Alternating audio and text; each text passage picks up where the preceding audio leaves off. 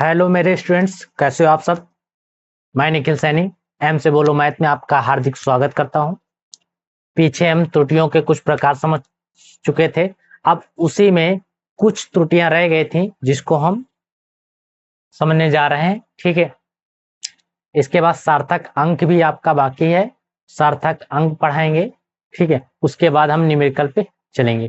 ठीक है, चलिए देखते हैं अगला क्या है। निरपेक्ष त्रुटि अगला है हमारा निरपेक्ष त्रुटि। देखिए निरपेक्ष त्रुटि क्या है। किसी भौतिक राशि के वास्तविक मान तथा प्रेक्षित मान के बीच अंतर उस प्रेक्षण की निरपेक्ष त्रुटि कहलाती है।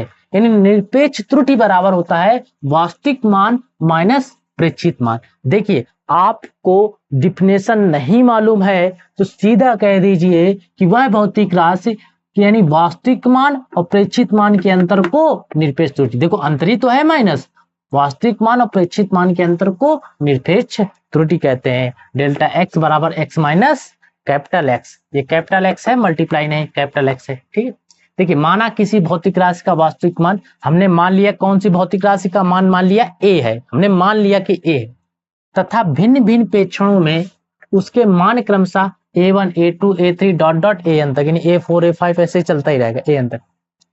निरपेक्ष त्रुटि क्या होगी, डेल्टा a1 अगर रखेंगे बराबर a माइनस a1, ये आगे न्यूमेरिकल्स में काम आएगा इसीलिए पढ़ा दे रहे हैं। डेल्टा a2 बराबर a माइनस a2 होगा। डेल्टा an इन कोई भी यहाँ पर a1 a2 a3 कोई भी निकालना है भौतिक राशि तो वहां पर a में से a1 है तो a1 वाला घटाएंगे, a2 है तो a2 वाला घटाएंगे, इसी तरह। ठीक है, आगे है माध्य या औसत निरपेक्ष त्रुटि। इसमें विभिन्न प्रेक्षणों की निरपेक्ष त्रुटियों का समांतर माध्य निरपेक्ष त्रुटि कहलाती है। विभिन्न प्रेक्षणों की निरपेक्ष त्रुटियों का समांतर माध्य निरपेक्ष त्रुटि कहलाती है। समांतर माध्य शब्द का मतलब होता है कि पदों का योग बटे पदों की संख्या। मान लिए 10 पद हैं, उसमें 10 पदों का योग कर दो, उसके बटे में कितनी संख्या है, कितने पद हैं, 10 पद हैं, 10 का भाग दे दो। समांतर माध्य का मतलब ये होता है। ठीक है,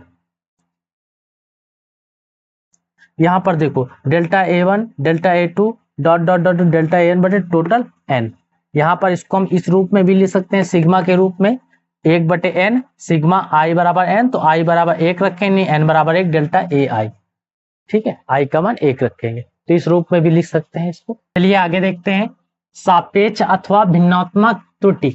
ठीक है, सापेक्ष अथवा भिन्नात्मक त्रुटि ये क्या होती है, किसी भौतिक राशि के विभिन्न प्रेक्षणों की माध्य निरपेक्ष त्रुटि का भौतिक राशि के वास्तविक मान के साथ अनुपात मापन की भिन्नात्मक त्रुटि कहलाती है। प्रतिशत त्रुटि क्या होती है, यदि भिन्नात्मक त्रुटि को प्रतिशत त्रुटि में व्यक्त किया जाए, भिन्नात्मक त्रुटि को प्रतिशत त्रुटि में व्यक्त किया जाए, अथवा हम कह सकते हैं कि भिन्नात्मक त्रुटि को 100 से गुणा करने के पश्चात जो कुछ प्राप्त हो, यानी भिन्नात्मक त्रुटि, यानी भिन्नात्मक त्रुटि क्या है, डेल्टा ए बटे ए, इसमें अगर 100 से गुणा करने के पश्चात जो भी कुछ प्राप्त होता है वही प्रतिशत त्रुटि होती है। समझ में आया।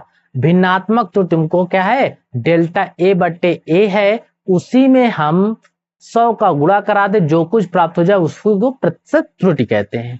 ठीक है, ये होता है डेल्टा ए बटे ए गुणे 100। इसके बाद जब न्यूमेरिकल पढ़ाएंगे तो इसको और समझ में आ जाएगा कहाँ से ये मान लिखना है, कहाँ पे ये मान लिखना है। ठीक है, अभी पढ़ो डेल्टा ए बटे ए गुणे 100, फिर हम न्यूमेरिकल्स में तुमको बताएंगे कि यहाँ पे कौन सा मान आएगा, यहाँ पे कौन सा मान आएगा, वो सवाल करने पर हमें मालूम चलेगा।